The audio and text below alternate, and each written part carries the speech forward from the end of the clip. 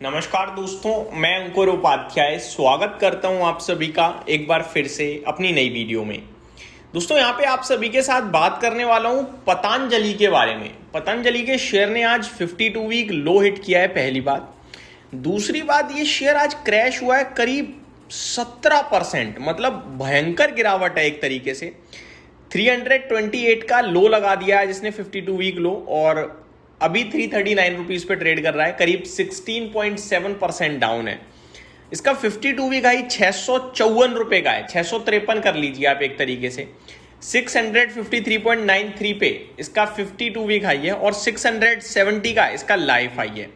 आधा रह गया है ऊपर से शेयर, आधा। अचानक इतनी बड़ी गिरावट आज के सेशन में क्यों आई है, पहला सवाल। दूसरा सवाल, ये जो लगातार फॉल चल रहा है ये कितना और जाएगा।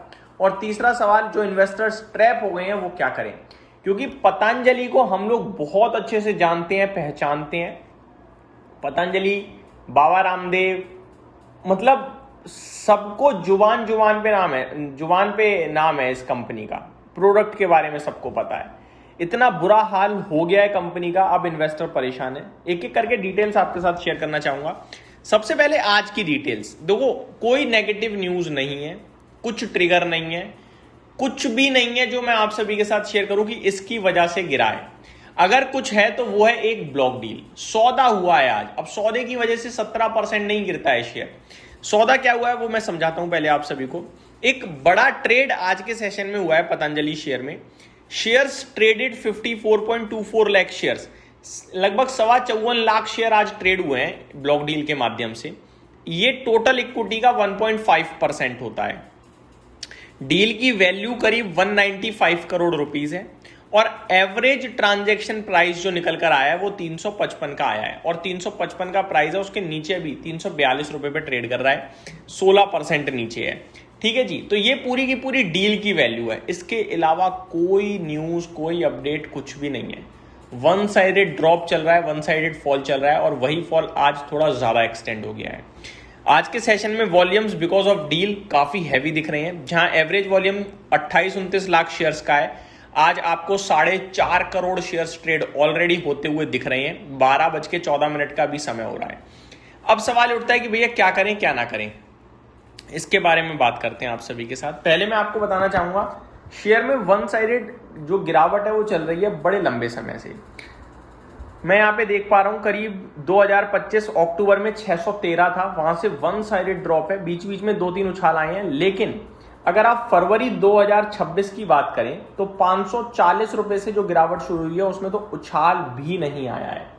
बीते कुछ समय से ये स्टॉक आपके लिए इन्हीं लेवल्स पे ट्रेड कर रहा था। कौन से लेवल्स पे?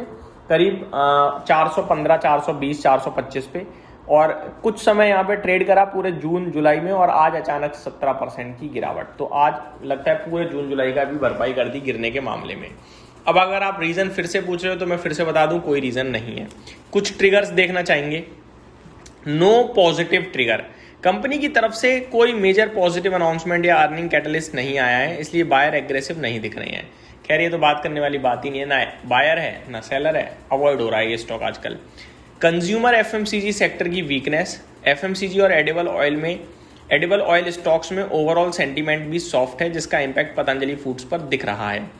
अर्लियर जीएसटी नोटिस ओवर है। पिछले महीने कंपनी को 1352 करोड़ का जीएसटी शो कॉज नोटिस मिला था। कंपनी ने इसे चैलेंज करने की बात कही थी। ऐसे लीगल ओवरहैंग्स इन्वेस्टर सेंटीमेंट को वीक रखते हैं। तो एक इन्हें जीएसटी का भी शो कॉज नोटिस, कारण बताओ नोटिस मिल चुका है 1350 करोड़ का पिछले महीने। हालांकि उसे चैलेंज करने की बात कही है कंपनी ने, बट अभी तक तो कुछ इसके लिए अपडेट नहीं आई है। सेंटीमेंट थोड़े वीक हो जाते हैं ऐसे समय में। अगर हम कुछ और देखें तो आज की जो गिरावट है वो किसी बैड न्यूज की वजह से नहीं लग रही। ये ज्यादातर weak market sentiment, technical selling और प्रीवियस रेगुलेटरी ओवरहैंग का कॉम्बिनेशन दिख रहा है, यानी बिना कारण के गिरावट है, एक तरीके से ये कह सकते हो। अब अगर किसी के पास है तो क्या करें और किसी के पास नहीं है तो क्या करें।